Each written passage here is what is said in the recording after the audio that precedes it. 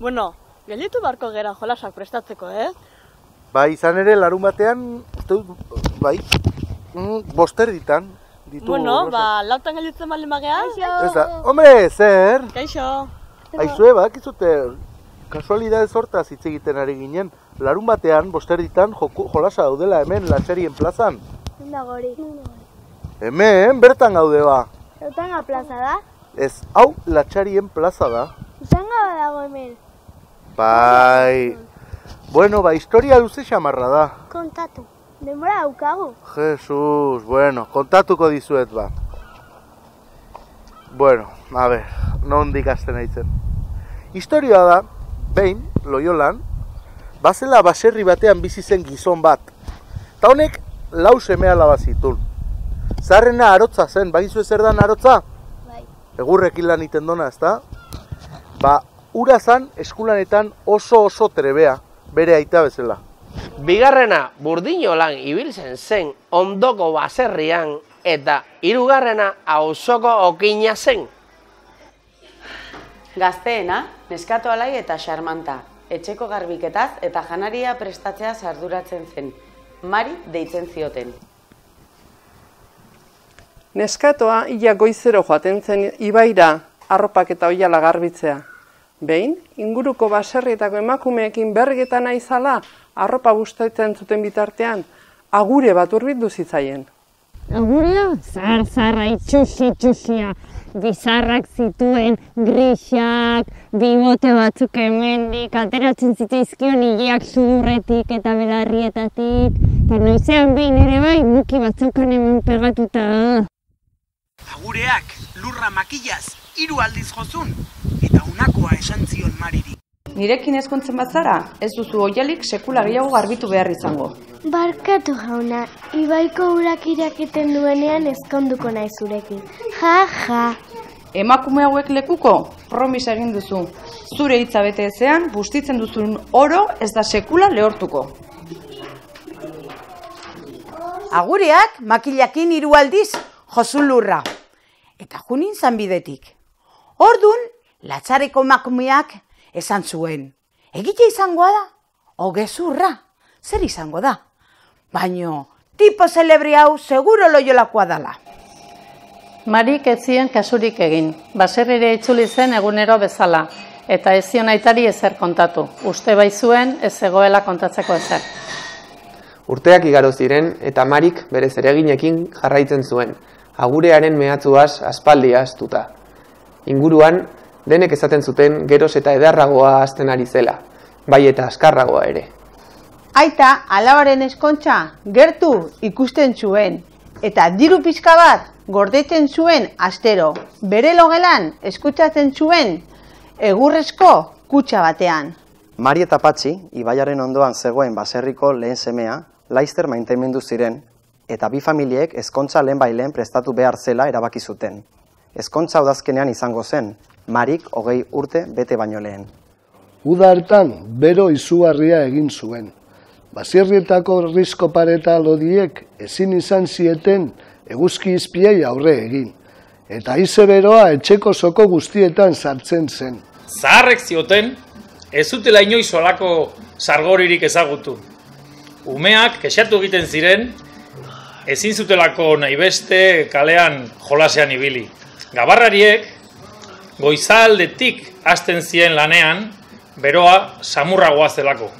Eta hala ere, ezin zitekeen esan erun aurpegietan zer zen izerdia eta ze ibaiko ura. Latxariek, arrastian joaten ziren arropa garbitzera eta Mari haiekin. Aizue, ez alduzue uste ibaiko ura beroago dagoela esan zuen batek. Martxa honetan irakin ere egingo du, azeberoa erantzun besteak. Eta denek Mariri so egin zioten disimulu utziz. Mari, ohituta zegoen horrelako keinuetara. Berak ez zuen zergatiak ulertzen, baina berarekin garbitzera zihoazen emakumei asko gustatzen zitzaien agurearen historia behin eta berriz gogora ekartzea. Udazkenak beroa eraman zuen eta egun uritsuak ekarri zituen. Mari eta Patxiren ezkontza gertu zela, 4 eta 4 gauez, egin zuen euria, barra eta gelditu barik. Zaharrek zioten ez zutela sekula halako euri jasarik ezagutu. Umeak kejatzen ziren ezin zutelako kalean jolastu. Gabarrariek ezin zuten lanik egin. Erortzen ari ziren euri tantalodiek, ibaiaren ondarra astintzen baitzuten. Latxariek ez zuten zertan ibaira joan.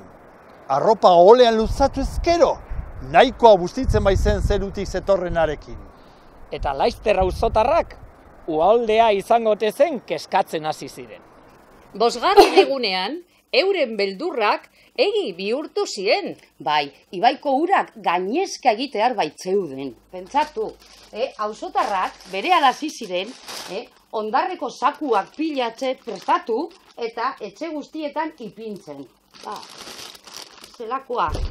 Eguerdian ibaiak gainezka egin zuen. Eta ibai ertzean zeuden baserri guztietan segituan iritsi zan ura. Batzuei belaunetaraino iritsi zan. Ibaia urritik handituta bazetorren ere, arratsean euriagitari utzi zion.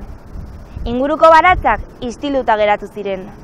Hurrengo egunetan eguraldia baretu egin zen eta urak bere ibilgua berreskuratu zuen. Bere ezkontzaren bezperan, Mari inguruko latxariekin batera, oihala garbitzera, ibaira joan zen. Han zeudela, arropa uretan utzi zuten, euren kontuez hitz egiten zuten bitartean. Baina, ohartu zirenerako, ibaiari kea zerion. Arrapaladan, oihalak atera nahi izan zituzten, baina urak oinak erretzen zizkien. Denek harrituta begiratzen zioten ibaiaren borborari. Denbora luzez egon zen horrela irakitzen. Bat-batean kea desagertzen hasi zen. Atera zituztenean, oihalak zuri-zuri zeuden, baina laburtuta. Arropa denak umena ziruditen. Halako batean agurea hurbildu zitzaien. Makilarekin lurra jo zuen 3 aldiz, eta esan zion Mariri. Ibaiak irakin du, zure promesa beteko alduzu?